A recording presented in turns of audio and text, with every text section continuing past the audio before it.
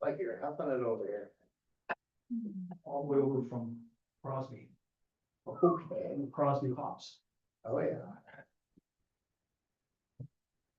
Alrighty, it is 6:30. I will go ahead and call us to order for Hubbard Planning Commission regular meeting, June 17th, 2025. Can you join me in the flag salute? Pledge allegiance To the flag of the United States of America, and to the republic for which it stands, one nation, under God, indivisible, with liberty and justice.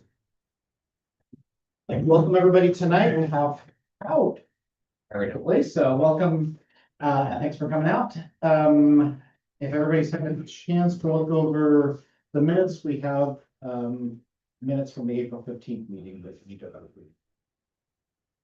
And we did our can motion. Oh, I have to make a motion. I'll say. Have a motion and a second. Any discussion? Hearing none, we'll move to a vote. All those in favor, please say aye. Aye. All those opposed? That motion carries. Next item up is public hearing on major variance VAR 2025-01 and petition file VAR 2025-01 3035 Fifth Street.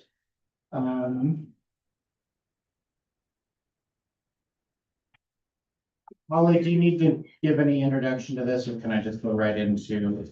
Just a script. Alrighty, good evening, my name is Bud Holm, I'm Chair of the Hubbard Planning Commission, and I will be presiding over this hearing.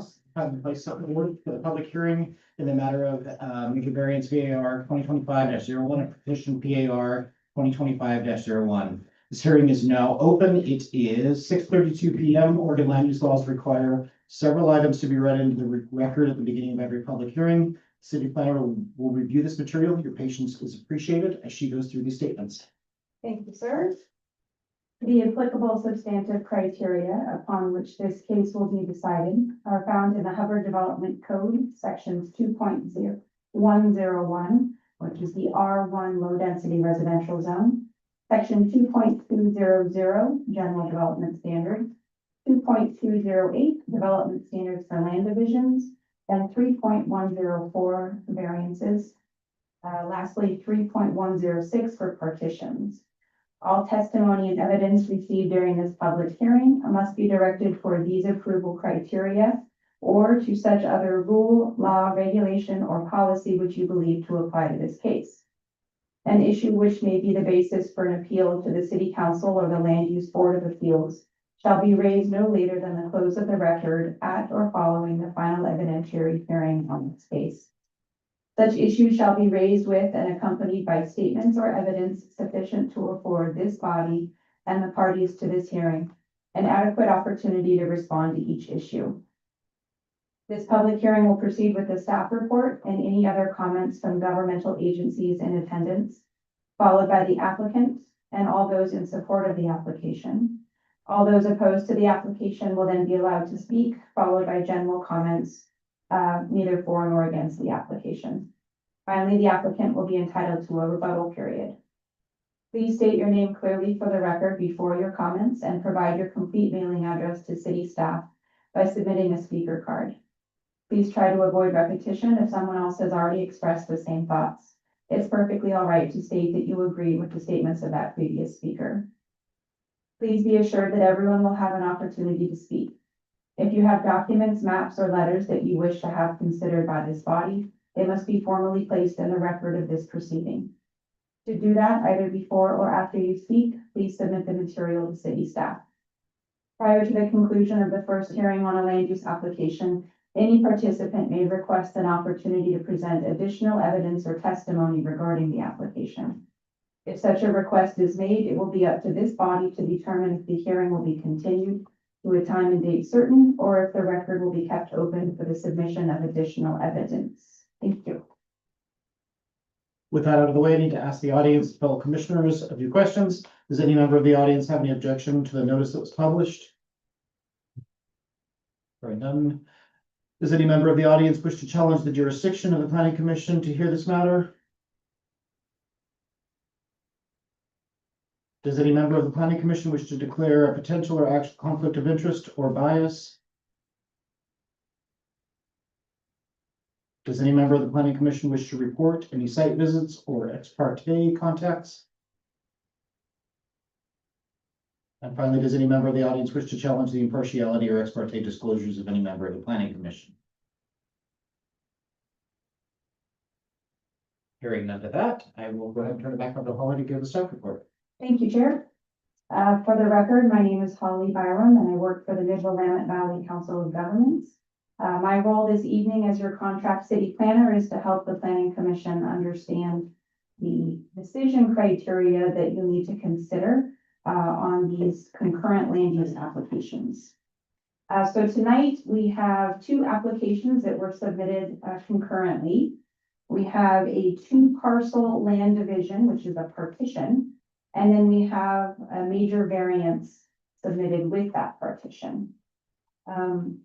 Since Senate Bill 1537, partitions are now to be decided at a staff level. However, when they are submitted with an application that requires a planning commission decision, they travel together and are processed at the higher application type. So this evening's variance is a major variance requested for the minimum lot size. The applicants have a property that is 10,800 square feet in size, and they are zoned R1, which is your low density residential. In the R1 zone, the minimum lot size is 7,000 square feet. And the applicants are proposing to divide the property into 2 parcels, and those 2 parcels would be 5,400 square feet each. And so for that reason, with the 23% variance, that requires a major variance application. On page 2 of the staff report, you'll see a vicinity map that shows that this property is located on the corner of 5th Street and J Street. And then you'll also see a survey instrument recorded in 1992 that shows the dimensions of the property, 94 feet by 114.89 feet. On page 3 of the staff report, you'll see an aerial view. There is a historic structure, or I'm sorry, an existing structure on this property, and that is planned for removal. The goal of the applicants is to build 2 single-family detached dwellings. And for that reason, they desire 2 parcels so that there is 1 dwelling on each parcel. You'll see a couple of Google Street View images in there just to refresh your memory. While we're looking at those images, I just want to point out that there is existing sidewalk along the full frontage of J Street and along the full frontage of 5th Street. You will note that there is a gap in the paving, however, on the 5th Street side between the driving lane and the existing sidewalk.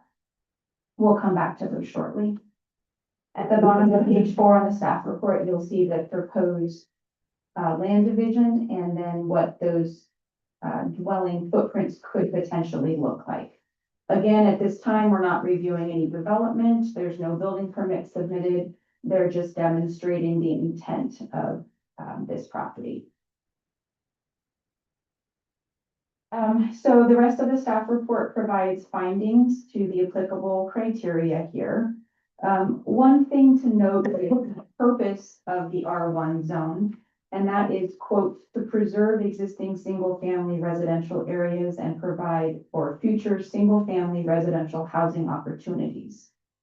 There are other housing types allowed in the R1 zone, and that is consistent with what the applicants desire to do. When the applicants first reached out to staff early in this process, we identified a couple different ways they could accomplish 2 dwelling units on this property without dividing the land, without necessitating a major variance.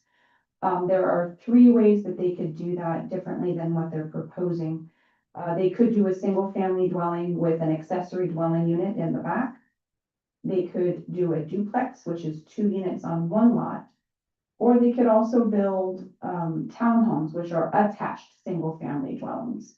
There would be a land division with that, but again, the lot size wouldn't be an issue. The applicants were very clear about their intentions to build 2 detached single-family dwellings. And so that is why the staff recommended that they apply for this major variance with this partition application. So we've reviewed the minimum lot size again, 7,000 square feet for this zone. There's other dimensional standards that you consider when you have a partition application.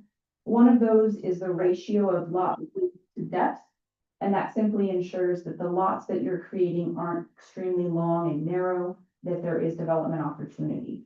In this case, both lots or both parcels do still meet that standard. So they are just barely under the 2.5 ratio, so that is okay.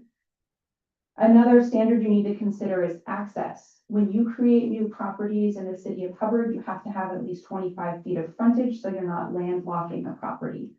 Both of these parcels have about 47 feet of street frontage on 5th Street, so there's no concerns with that. The side lot lines are generally perpendicular to the public street right-of-way, so that's fine. In terms of utility easements, that's a standard condition of approval that will come at a later date. So now on page 7 of the staff report is when we get into the improvement requirements. The commission will remember that whenever you divide land in the city of Hubbard, there are certain public improvements that are triggered. These are standard improvements like sidewalks, streets, curbs, gutters, sometimes fire hydrants and streetlights. It really depends on the existing conditions here. In this case, the applicants are fortunate. This is an infill development. A lot of that is already built, so not a lot of that falls on their responsibility. In this case, the only obligation that they will have, according to this section of the development code, is simply to fill in that missing section of street between the driving lane and the existing sidewalk. And then, of course, when those homes are developed in the future, they will pave their driveways. But again, the sidewalk is already constructed there along both frontages. Something that's important to discuss with this particular application is that this is a corner property. It has access on the front at 5th Street and then on the side at J Street. 5th Street is a collector level street and J Street is a minor arterial. What your development code says is that no residential access can be taken on a minor arterial. And for that reason, their access points need to come off of 5th Street. The development code also says that those access points should be shared on that collector level street. And so you'll see there is a recommendation for approval of these requests subject to the conditions of approval. And that includes a shared driveway on 5th Street for these 2 residential lots. The staff report also includes findings related to the major variance. Essentially, when an applicant applies for a major variance, they need to demonstrate why there are unusual circumstances on the property and that they'll do basically no adverse impacts to these properties or their neighboring properties. In this case, again, the applicants state that their desire is to build 2 detached single-family dwellings and that is the most consistent housing type with the immediately built neighborhood. It is consistent with the neighbors is what they have demonstrated in their application. So at the end of the staff report there, you'll see that there are recommended conditions of approval starting on page 12. A lot of those are pretty standard conditions of approval. I do want to point out condition A, the partition cannot be approved without this concurrent major variance. So in order to approve the partition, the commission will also need to approve the variance. Condition B is about frontage access, and that states that both parcels 1 and 2 will take access from a shared driveway on Fifth Street, and that no vehicle access can be approved from J Street. C is about easement and maintenance agreement. What that describes is that when we review the plat for this partition, we need to see language stating that there is shared access easement for that driveway, and that there's a shared maintenance agreement that states that both property owners will participate in the maintenance of that shared driveway. Let's see. Standard language in here about utilities, utility easements, development standards. Some of these conditions of approval are just verbatim from the development code, but it's helpful for the applicant to see them presented here. So for example, condition H talks about every single family dwelling is, shall provide a minimum of 2 paved off-street parking spaces. That's standard language, but it's helpful for the applicant to see it here. Same with I, garages required. J is about driveways that will be paved prior to the final occupancy on those future homes. K is a reminder about clear vision areas. This one is particularly important with access onto a collector level street. And then L, M are about public works standards and procedures. Just a reminder that there are procedures, forms, and fees in place for that work. And then the rest here are just procedural timelines, Marion County Surveyor procedures, and so on. So again, staff is recommending approval subject to these recommended conditions of approval. Attached to the staff report, you'll find the land use applications that were submitted. I'm happy to answer questions now, or we can hear from the applicant first, and then you can ask your detailed questions of the applicant. So on J Street, Yes, sir. on J Street, isn't it supposed to be 20 feet away the house I believe, instead of the 15? I don't know if there's I'm not aware of On a the corner lot, larger setback there. on the major, or still major roads. The setbacks are checked at the time of building permits, Right. and that is the obligation of the applicant to meet all applicable setbacks. No, I understand. We're approving something that might not fit, and there'll be 2 lots there, so that's why I'm asking. I didn't look, it came to mind now. I'm happy to double check that while the applicant is making their presentation. Typically, a street side setback is 15 in the R1 zone. I can check the transportation system plan if there's another standard. Other questions from the commission? Questions? Okay, for the end. Okay, thank you, Holly. Thank you. So at this time, I will accept testimony regarding this case. Would the applicant like to come forward and speak? I would remind everybody who wants to speak tonight to please give your name and address for the record. It makes it a lot easier. Back stuff. Hi, my name is Carla Hunt, and I'm speaking on behalf of Richmond, Carla Hunt, and Kim Hunt, who are the individuals who hope to live on the 2 pieces of property.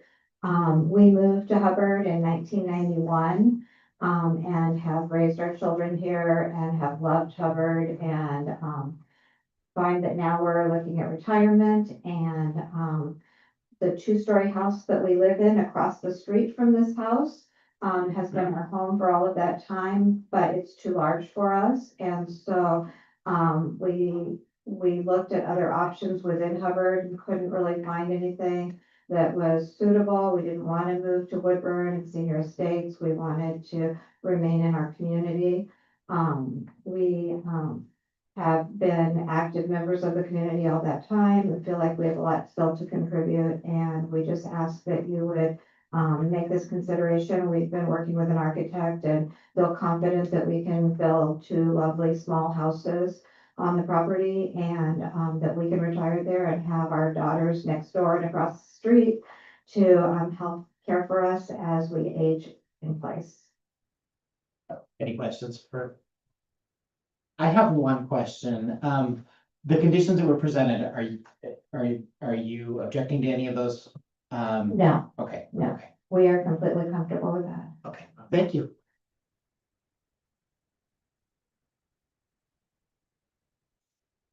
Is there anybody who would like to speak in support of the application? And that's going twice. Anybody who would like to speak in opposition to the application? Is there anybody who would like to speak neither for nor against? And last, would the planning commission like the applicant to address any of the testimony? There was no additional testimony. Any other questions from planning commissioners? Okay. So before I close or continue the public hearing, are there any additional questions from the planning commission of staff or anyone? As a reminder, once I close the hearing, only commissioners and staff may speak. So public testimony is now over. I will close this hearing at 6:50 PM. And we'll entertain discussions on the applications or a motion. So if we approve this, and I heard your story, I feel for it, but if we approve this, what's the difference for another guy to come around? Or me, I have a lot of land in town, so I want to make my lot smaller. It wouldn't be fair to all the people that have followed the rules up to this point. I know the rules have changed a little bit, Ollie, but it just doesn't make sense to me that we to approve this 23% of what is allowed. I mean, what's the difference for anybody to come and say, well, they allowed them, why wouldn't you let me? So that's where I'm not going to vote for it, because I just don't see how it could be how we allow it today and not tomorrow, or it'll be basically open gate going forward. Yeah. Anybody else have any comments? We said we're revising policy. What's the purpose of having the 7,200 minimum? Yeah, I would argue that this does fit with the neighborhood, even though it's a much smaller lot size. If we were to put, allow some other use that is much easier to get a variance on or wouldn't require a variance, it may or may not fit in the neighborhood as it stands. Right, yeah, so yeah, my thought was, if denied, I think just put in a duplex, it would stick out like a sore thumb, at least with two separate dwellings, it would still fit with the aesthetic that they have. And I would also remind that the development that they were proposing over on the 60 acres of new had a much, much smaller lot size because they were developing all of it. So I'm not sure that that's necessarily, an argument to go against it. Those are just my opinions. If you remember, they are putting in a lot of parks and so on and so forth. Yeah, so that's why we allowed that, when we had that discussion. It's a valid point. I mean, a duplex is gonna be the same, but it's allowed. What's the difference for someone to submit something that's and say, well, you allowed it here, why are you, it's not fair, and go to the loop, always Louis, they could, and use our decision as to get to what they want. So it's not that big of a deal for me, but it's fair as fair, so.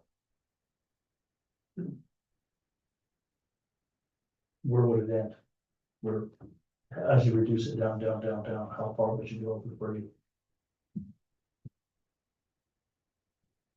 That's what this body is here to decide. I'm not objecting or in for it. I'm neutral. Yeah, no, and I feel you, I really do. If it was, again, I made my point, you know what I mean, and I kind of know where I'm gonna come in on this, but,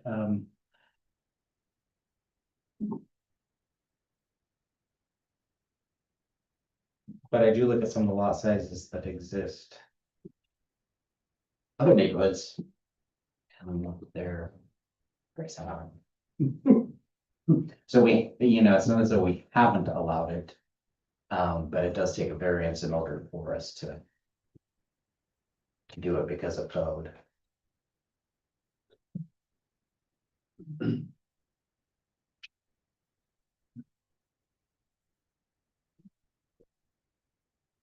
Anybody else?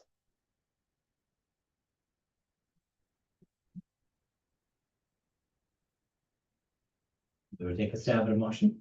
I. Hopefully it works. I would make a motion to approve with, modified. Plans from the. Holly. You want to define that motion one I'm more sorry. with, Uh, with the With the recommendation? recommendation, Okay. recommendations, yeah.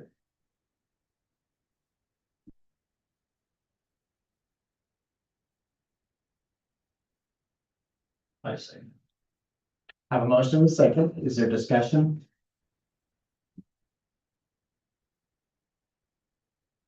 Just thinking about the precedent. So, Well, maybe we should, Holly, do you have any historical data on precedents as to this existing in other parts? Have we approved, this sort of variance for this small of a lot size? Sorry, I don't mean to put you on the spot, but. No, it's okay. It is a pretty unique property in terms of the size. This is definitely a size that you would find in something like the R3 zone. In some cities, in the R2 zone.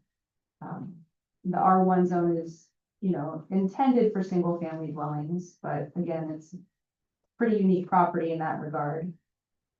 The applicant could get 2 dwelling permits or 2 dwelling units there in 3 other ways, for better or worse. So it's just a matter of whether that's consistent with the purpose of the zone or not. Other discussion?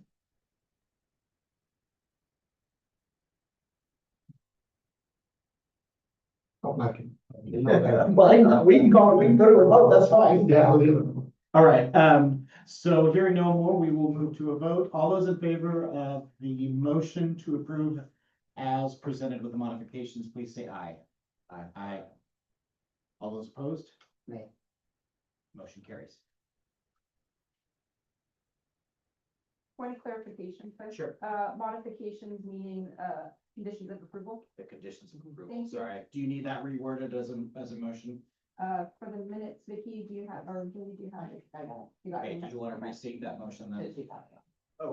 Yeah, yeah, I'd move to approve as modified by staff recommendations. So we. I'm happy to read the motion, on page 13. Yeah, there's a motion, motion right there. Approve, As presented with, Okay. with the conditions. Okay, yeah, I would motion to approve as presented with the conditions. As presented. And would you still second that? Okay.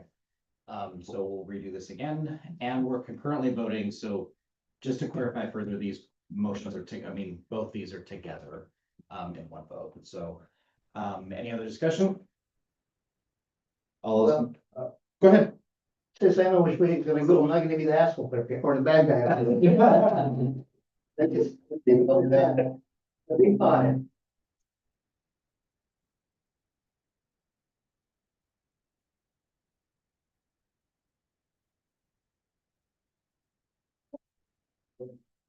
It's very sensitive to language.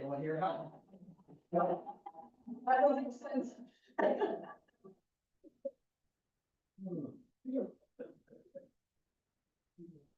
Okay, all those in favor, of the motion as it's been restated, please say aye. Aye. Aye. All those opposed? Nay. motion carries. All right, moving on our agenda, next up is a joint work session with city council and planning commission. Let's have it. Whatever you want. For sure.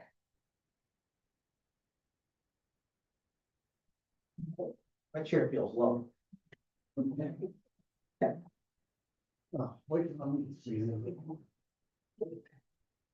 discussions.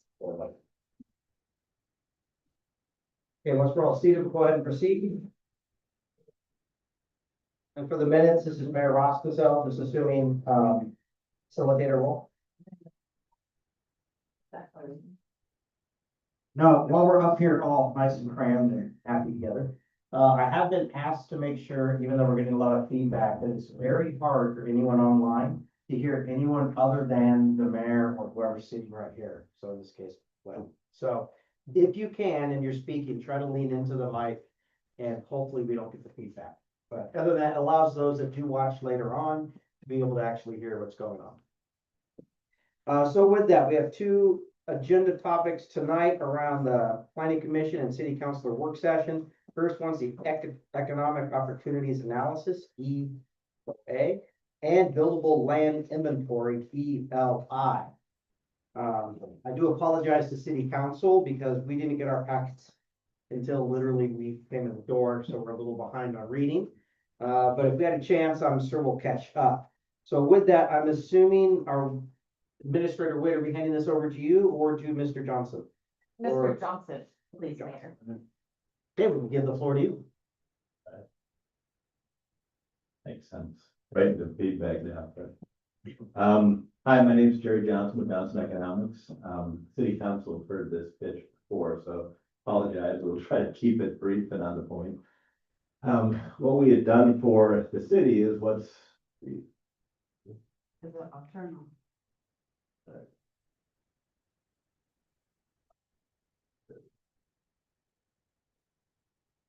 my kids here to handle my technology.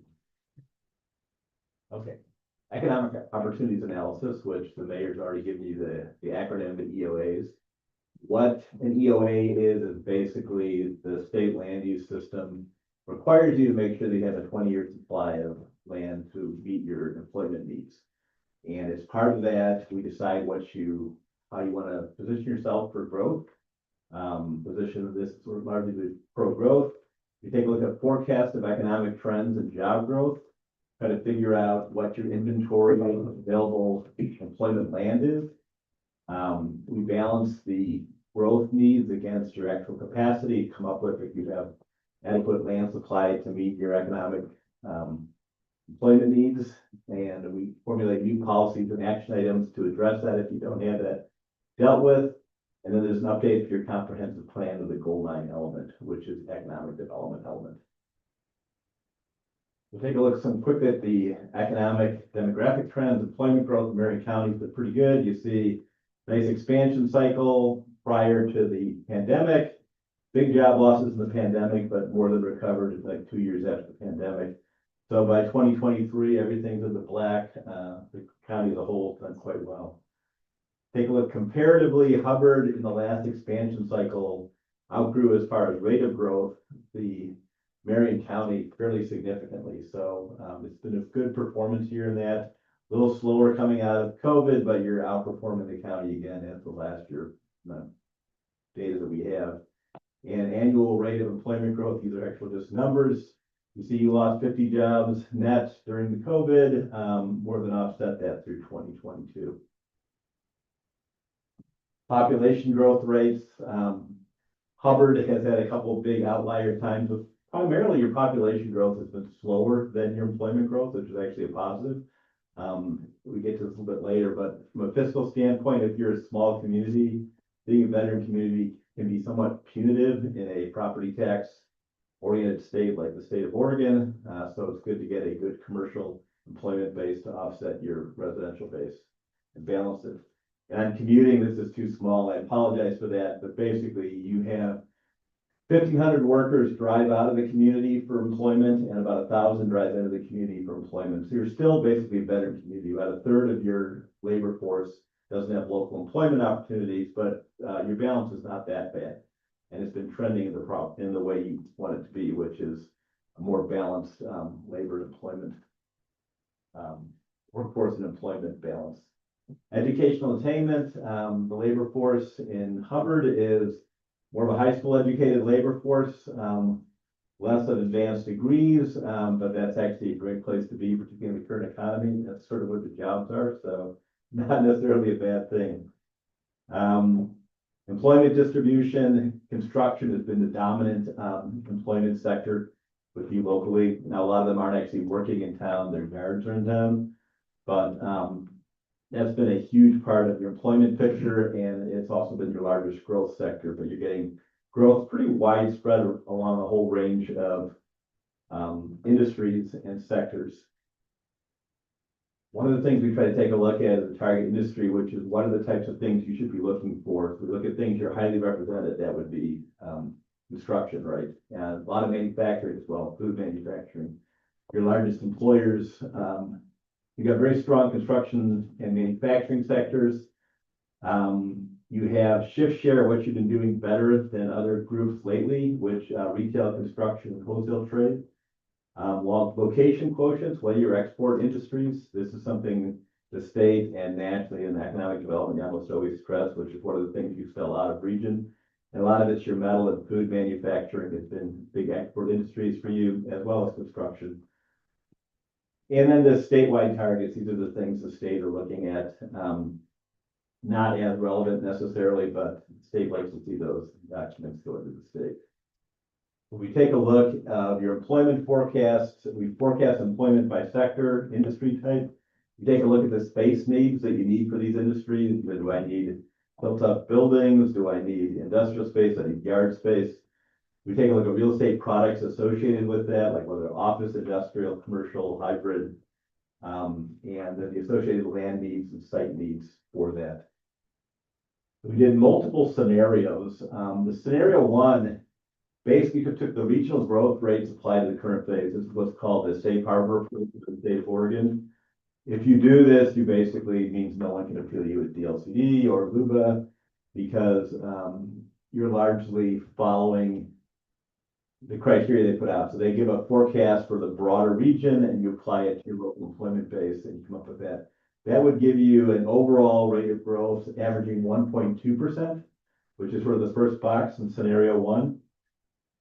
If scenario two has been adjusted, taking into account your historical rate and target industries, again, you have outperformed the region as a whole on employment growth. And if we expect that to occur, or we can aspire for it to occur going forward, it's certainly a reasonable assumption.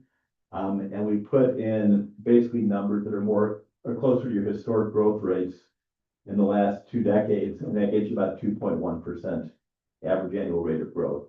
The net change between those under the baseline scenario is 483 net new jobs over the next 20 years. And scenario two has 893 net new jobs over the next 20 years.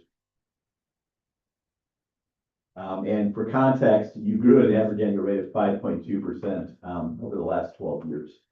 So the 2.1% is not a particularly aggressive growth rate trend. Now you'll tend to slow down as your base gets larger. You don't tend to grow, but quite quickly. But there's certainly a lot of precedents to take you to a higher rate than the. You can just take a look at this over time. The scenario one is that orange line. The gray line in the middle is scenario two, which basically splits between a trend line, which is average growth per year, and then the logarithmic just assumes a growth rate that declines over time, which is sort of what we typically will see. The scenario two, which is what we're recommending, it largely puts you in the middle of that. It says, look, this is a pretty safe forecast assumption. We're not getting that aggressive. You can always make a choice to get very aggressive on these, but just know that the more aggressive you get, the more likely you're going to face an appeal. So we do try to caution people about that. We take a look at the land demand under the safe harbor approach. It basically comes up that you need an additional 27.4 acres of industrial land. That's net, not gross. So you got to take away roads, infrastructure, right of ways out of that. And 7.1 acres of commercial, which is retail office. Not a lot of office demand these days, but there is some retail primarily associated with your population growth. If we take a look at the scenario two, that moves those numbers to 44.6 acres of industrial and 16.6 acres of commercial. So basically runs about 2.2 acres of industrial every year, a little less than an acre of commercial space every year for the next 20 years. We take a look at your inventory, and this was done by the county. You currently have 7.7 acres of commercial space and 10 acres of industrial. So regardless of what scenario we take, under the baseline scenario or the safe harbor approach, you have enough commercial, but you don't have enough industrial. If you take a look at it under the well, our recommended scenario, we have a significant shortage of industrial and a shortage of commercial as well over time. One of the things you also will note, if you take a look at the plan designations for size, of your sites, you have 6 acres that are between 1 and 5 acres. Everything else is below 1 acre. And so if you get a large industrial user, you really don't have anything for them in the inventory, and the inventory is mapped out there to the right. So the balancing of the two basically gives you a shortage of industrial of about, for 20 years, of about 30, just under 35 acres of industrial land and about 5 acre shortage of commercial land. You're also required to do your 5-year demand, which is immediately available, and that you probably need about 10 acres of industrial relatively quickly. And so in these situations, we're indicating basically you have a deficit next 20 years. You don't have enough capacity to meet your 20-year employment needs. You are required by state law. Now, there's a tautological answer to this, which is if you can't accommodate, it won't come, and then everything's dealt with, right? But you're supposed to try to deal with this. So this is basically what the city's faced with when it's showing a shortage for the next 20 years. So then what do you do about it? And the state's fairly prescriptive about things you need to do about it. First, you have to decide whether you're pro-growth. You can decide we can't accommodate the growth, so we're not going to grow. You just take a really low growth forecast. That's something people have done. Most jurisdictions don't do that, but you can. You know, you want to capitalize your advantage. You got really good, easy regional access. We had some advisory group on this talking about why they're in town, existing industry clusters, real advantages to that. There's some real balances for fiscal sustainability of making sure you have adequate industrial and employment base relative to your residential base to help you on the property taxes. We also want to provide local employment opportunities for local workforce. So while they may commute out of town, they don't have to commute out of town. So you've got more opportunities locally. There's a lot of stuff that came up in our meetings with increasing and improving the local amenity base and service base for local residents, which is a lot of the commercial stuff where there's certain types of retail uses I'd like to see. They've also talked about the need for additional medical cares and clinics within town, so you didn't travel as far. You always have a chance to increase your share of regional growth. Both in North Marion County, we're actually currently working on an economic development plan for North Marion County, which the city is part of that planning effort.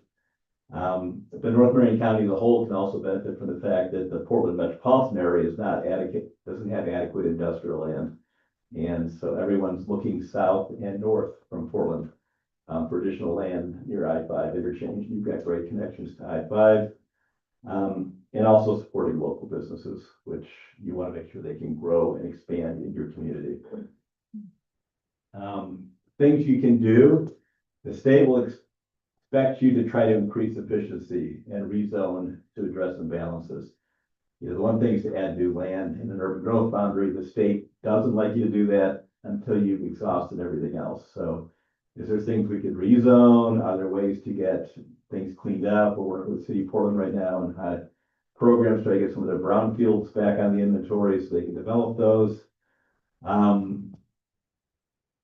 And then expanding, adding new land urban growth boundaries, which is a later thing. It's very difficult in the valley because everyone's surrounded by, you know, really strong agricultural lands that rate very highly. And so every community runs that same issue is we're completely surrounded by strong agricultural lands or stream corridors. Again, reducing need is just basically you don't accommodate the growth. And you say, like, we're not going to do anything about it. We're just going to reduce our need that way, which can't happen. So we came up with a whole list of things that we typically put on for providing adequate supply of lands. First of all, meeting industrial commercial land needs. This is actually what you're required to do by law, right? So you're required to maintain a competitive supply, both 5-year readily available and 20 years for your expected land supply within your urban growth boundary. it's difficult to do sometimes, and if you can't do it, you can't do it. But that's basically the requirement in the state land use law. You also can encourage infill redevelopment, adaptive reuse of obsolete buildings. Sometimes people do some public incentives to collect land or, assemble land. There's lots of little small things people try to do to get land back on the market that isn't being used. And then you can go outside their growth boundary. Everything talks about, streamlining development regulations review process. Your review process is a dream. In other jurisdictions we use, I mean, you guys passed this thing right before here, the planning commission. That would take you 3 years in Portland.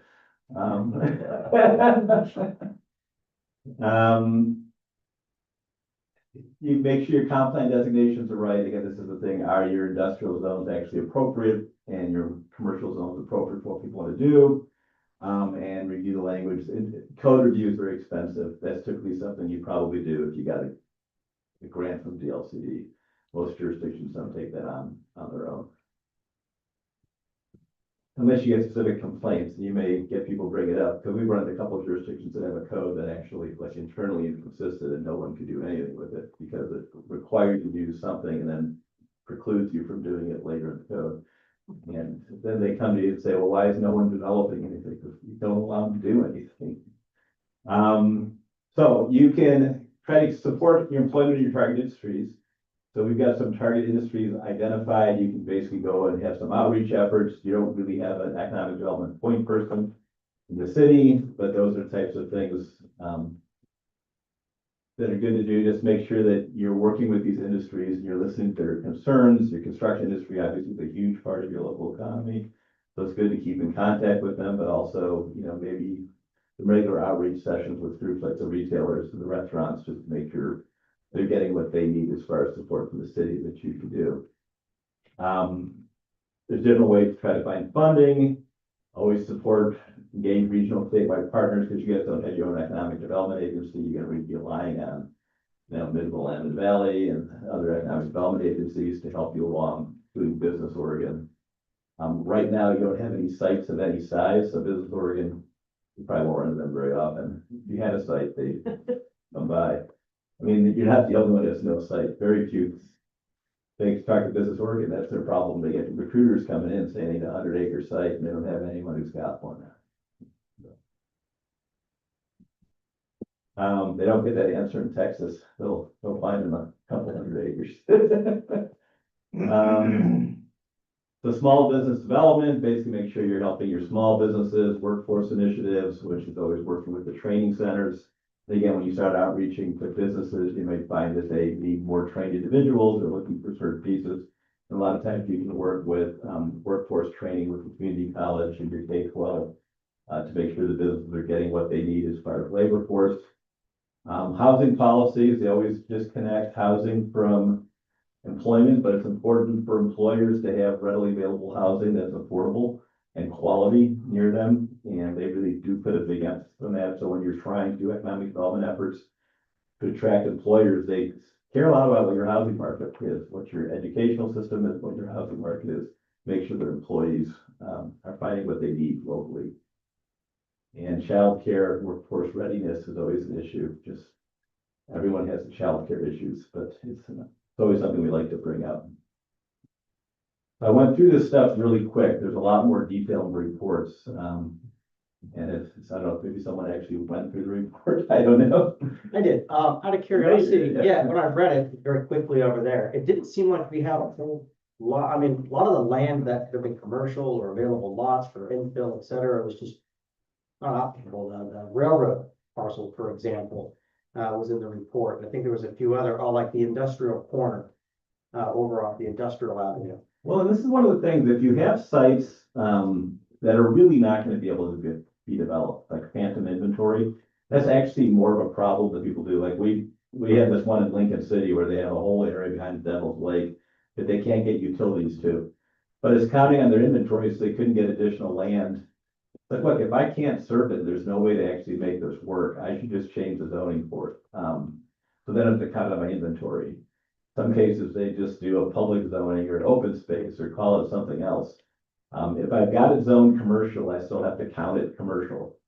Even if it can never be commercial. So those land or the lots along the Union Pacific, and I'm kind of looking over to Sean, even on this one, sorry, you straight away. Those are counted as commercial today, aren't they? Yes, I'd have to look up. They're zone commercial, but they're not identified in the inventory as either developable or redevelopable. Okay, yeah, so I'm assuming they're great for like a parking lot like Canby did. So, Yeah, the parking lot's actually not bad to play with that, but yeah, as long as you're not counting, it's gonna make sure that you're not counting stuff that isn't actually legit. Yeah. That's something we're trying to clean up the ones in Fuller right now. They've got all these ones that are brownfields that are, you can't develop, but they're all under their inventory. so good then. Yeah, I know Yeah. council's had the benefit of hearing this once before, so Yeah. we can actually sit back and kind of noodle on it. I know it's the first time the planning commission's heard it, so I'm gonna leave some questions to them. I just have a few comments here, because I went through this Last time we did it. And one of the things that we ran into is a lot of resistance to growth. I mean, we had the place was packed, the line went out the door. 90% of them or better were against any growth, so we limited a lot of the growth at that time. And it ended up being a UGB growth that we ended up doing, because we needed buildable lands and like you've identified, some are unbuildable, and we have infilled most of our housing infill, so it was time to do that. But yeah, we went through doing the urban growth boundary, and we kept that limited. We actually had the county came up, sat here with us, and we discussed, we wanted to limit our growth here in Hubbard, but they were found other places to put that growth in the county.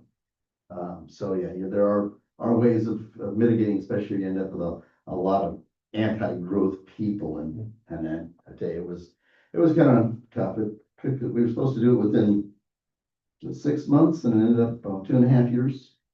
And those are policy discussions that are totally legit. You can take a no growth position. You know, we did a regional one in Wallowa County. It wasn't no growth. Joseph Enterprise. But yeah, but everyone had things they wanted of that, right? And so I think Joseph wanted tourism, Enterprise wanted, commercial. Lostein wanted to be left alone, which they've accomplished. No one's done anything at Lostein. Yeah, you can just challenges that we'll face as we go through this. Yeah, I think you can step back though and look at the last 8 years, we've had very minimal growth. We had the Coleman Estates was the last thing that was built, and that was kicked off about 8 or 9 years ago. Since then, we've had a very limited growth, some infill. And what we've seen now is the budget beginning to take a hit, because we don't have, for lack of a better term, additional revenue sources coming in. It's stalling out. So the balance and what we have to work with the residents on, planning commission on, as well as the council, is smart growth. How do we grow smartly and how we want to control it? But we have to find ways to grow, or the budget itself isn't sustainable and we just continue to cut. Because we do have to eventually balance our budget. Or I would say balance it. We can't be a deficit. I think most residents would probably agree, like, they want growth, but just not in their backyard. Mhm. This is like their sleepy little community, and growth is change, and change is bad. So, if there's a way to, I think what you said about like understanding like the revenue shortfalls, that not growing. I think if people understood that, they might be a bit more. Yeah, we hope to do an educational campaign at the Hop Festival in the city booth. So we did it at the town hall, where we had a shocking 2 people show up, this fucking being one of them. And then we went down to the Hubbard, and actually where I continued it with more individuals down there. They were very interested in the charts that were actually in there, showing the revenue decline, and a lot of them hadn't realized the impacts. That's something we put on the charts to be very clear. When revenue begins to drop, these things start to happen. Prioritizing street repairs, not getting streets repaired, not doing restriping, sidewalks stop, little things like that, and it starts to add up. So again, you're right. I think education is the best way to do it. And we hope to be able to do the next outreach at the Hop Festival. And to make it even better, the next town hall, we've actually coordinated with the Harvard Inn. We'll actually hold it there right before trivia night. So we can get everyone in there all excited about trivia and educate them on the city. The following one, we're hoping to be able to do it in a bistro, basically kind of move the town hall around the local businesses. Great idea. Maybe some trivia questions about Hubbard's history. There you go. Apparently that was a couple of trivia nights ago and they didn't tell me about it, or I could have swept it on that one. Oh. Taking all the credit. Okay. So I guess back to Administrator Wake on this one. In other words, I can drone on all night. What is the goal that we're trying to shoot for on this one today? So really, this is just to ask questions, get clarification. We will be back in front of the planning commission next week for further discussion and approval or not. And then that will head to council. There's still, several steps that we have to go through. So if and when this gets approved, then we move forward to update our comprehensive plan that has not been updated since 2013. We do not have funding for that. So, okay, I think right however- now that is actually on pause. Yeah, we had to eliminate that funding during budget development for fiscal year 26. I will be working with the COG to hopefully apply for a grant through DLCD so that we can move forward with the comprehensive plan. But at this time, it's really approve this and we're on hold. I'm gonna leave it back open then, because again, we've heard from a few, I don't need to call everyone by name, but if you have discussion or topics, please raise your hand to speak on up. City Council of Cody 22, I guess my name. I guess logistically, where are we looking at for growth in that industrial part? I mean, which TBD. direction are we going? So really, we are looking towards, it would be the southeast. Okay. Kind of headed towards Woodburn, but again, there's a lot of conversations that we need to have with the landowners out in that area. So That's- continuing along 99 or trying to go backwards? It would actually, so a little bit towards 99, we're pretty close to the Woodburn city limits, Uh-huh, so it would be further east. okay. But again, there's gonna have to be a lot of conversation with those property owners, that's Yeah, very 'cause there's like rich soil. 26 property owners over there, isn't there? There's a I mean, I lot. remember that when we approved that, it was gonna take years for Yeah. it to move out through there just because of how many property owners you're talking about, so. And we could look a little bit north as well along 99, so those are a couple options that would kind of be flushed out as we work on the comprehensive plan. Great question though. I remember that from when it was expanded out to just Dumb Road.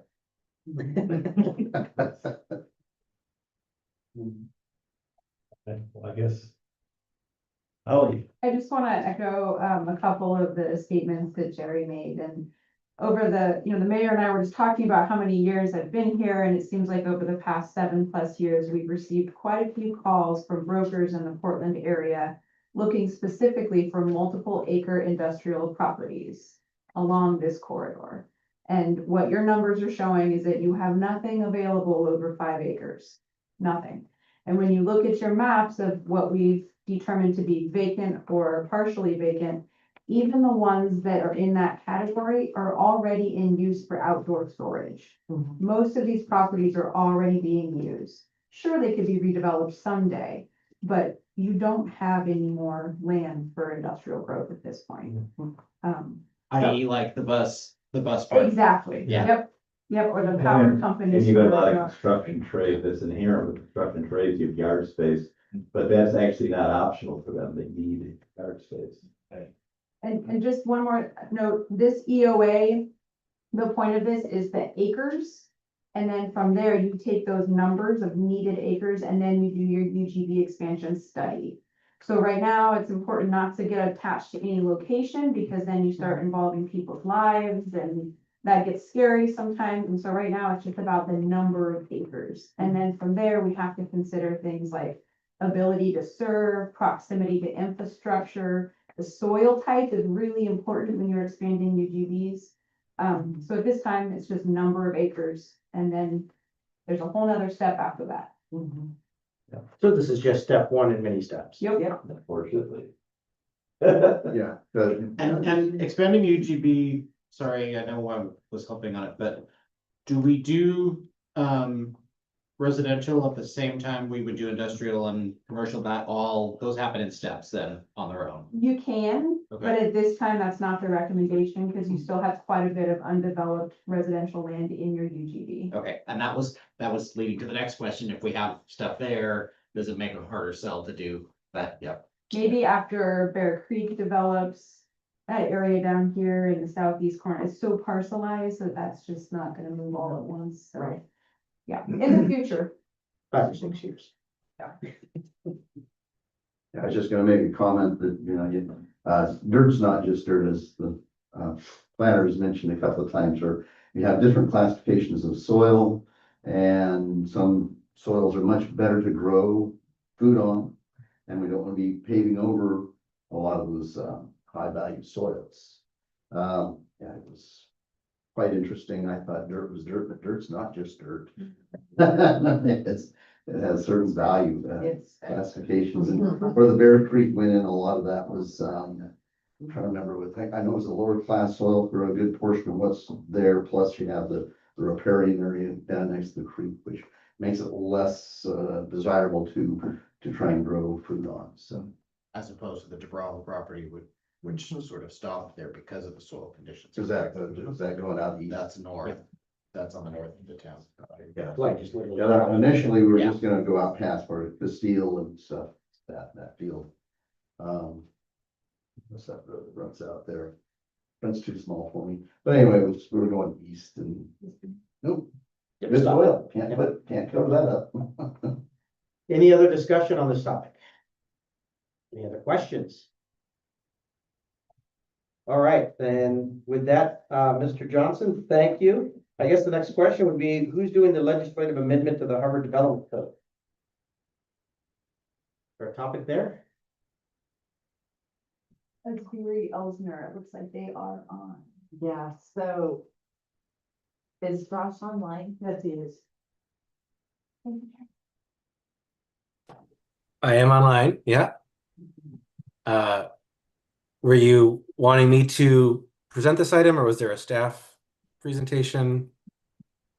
Well, I can speak real quick. So, over the last, almost year and a half, we have been working very closely with FEMA in regards to a new requirement in relation to floodplain.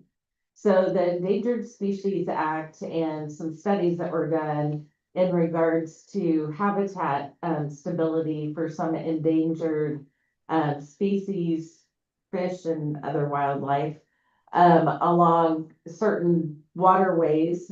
Cities are required to do or implement some sort of what we call a PICM, which is requiring developers, if they're doing any sort of improvements or new development within a floodplain area, that they have to do some sort of feasibility study to make sure that whatever they're doing is not impacting that habitat and creating any more issues with that habitat. It's a pretty hard, I'm just gonna say requirement from FEMA for cities to comply with. They gave us several different options. A few of the options are very expensive for developers to comply with. And so in working with our city attorney, one of the options is a model rule that we could adopt into our Hubbard code. And so I'll let Josh talk a little bit more about what that code or what that model rule would look like and go from there. Great, yeah, thank you for that introduction. So just a little more detail on the history of this. This has been brewing for a very long time. This stretches back to a lawsuit from 2007 from some environmental groups. And essentially the outcome of that, and then a biological opinion that was developed, was that FEMA needed to amend its floodplain program and flood insurance program to address takings of endangered species that are protected by the Endangered Species Act. And so they rolled out what they're calling a PICM, which is a pre-implementation compliance measure as their first phase of coming into compliance with those court orders. And essentially what that does is requires local governments who participate in the flood insurance program to choose one of three options and implement it by July 31st of this year. And the three options that were presented by FEMA were to adopt the FEMA model floodplain ordinance.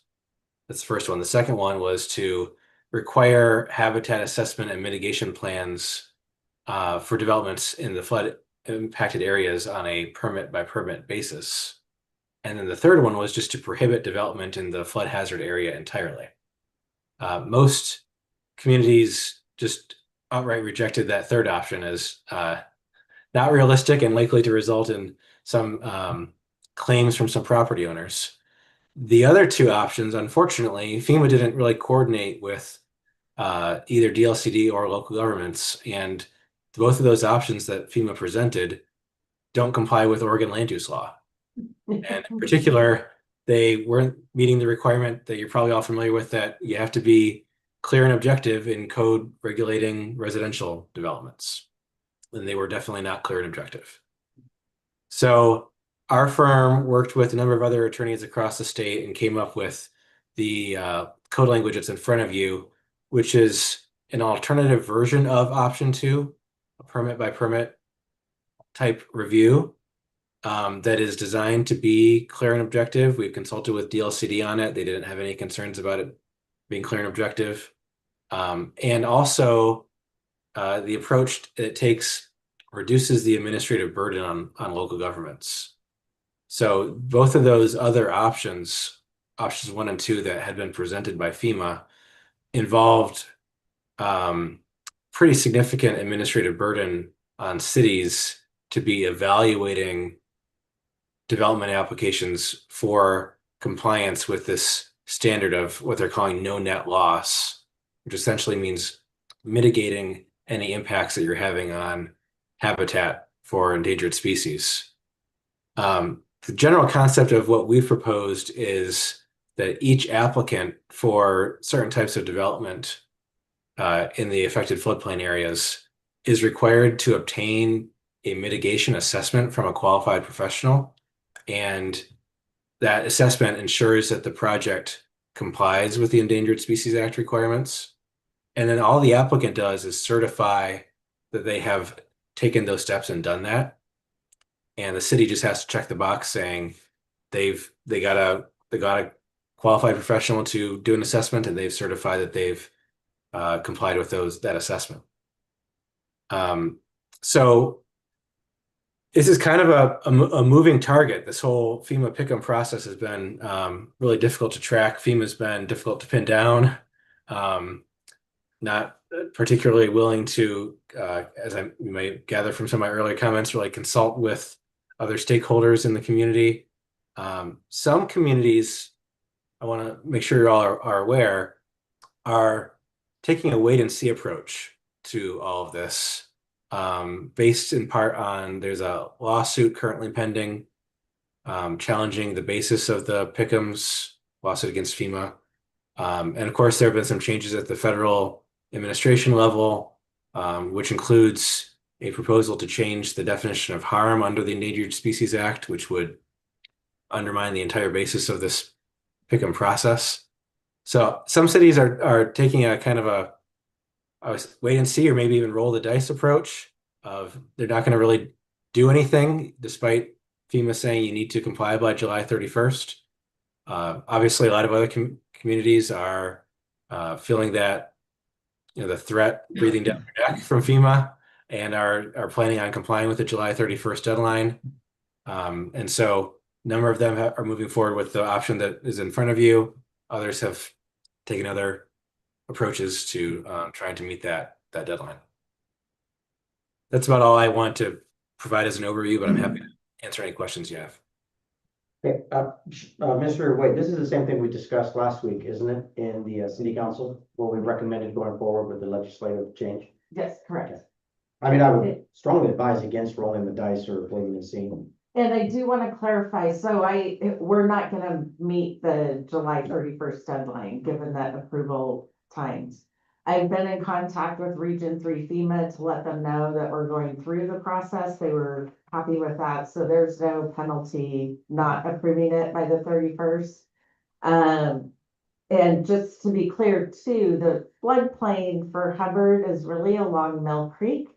So it's a very small area, and the impacted area, I guess, would only really be the Bear Creek development at this time. So I would say even though the deadline is the 31st, we still have some time if there's further discussion that is needed.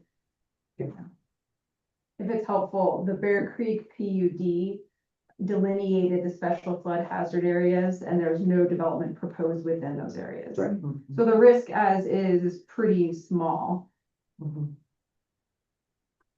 So, over there on 10th, there's a couple of properties that are undeveloped. Would those be impacted? I don't see them building anything anytime soon on those, but there's a couple of properties that are still undeveloped on 10th. And nobody's Oh, digging dirt and pouring cement, I know that, so. Yeah, so those potentially could be, yeah, well, they're actually properties that haven't been developed, so. Yeah, there is a potential that they could be included in that. Yeah, okay. Other discussions or questions? For either Josh or Administrator Wade?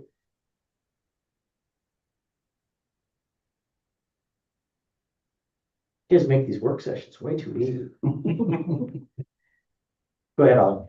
So Josh provided the recommended changes to the Hubbard Development Code. That legislative amendment process you've been through a couple times recently, it would just require a hearing by the planning commission, and that would happen in July, and then a hearing by the city council, and that would happen in August, and then an enacting ordinance. Any objection from the joint session here on that? Look at that, planning commission gets to meet next month. Okay, I mean, I'm fine moving forward with it. Again, it's better than the permit by permit or whatever that was. Yeah. Yeah. Okay, if there's no other discussion, can we close this topic? Okay, next agenda topic then at this point in time is gonna be adjournment. Make a motion to adjourn? Oh, we got a second right over here, real quick. Okay, we have a motion, we have a second. I don't think we need discussion. So all those in favor of adjournment say aye. Aye. Anyone that wants to stay around, say nay. All right, we're done.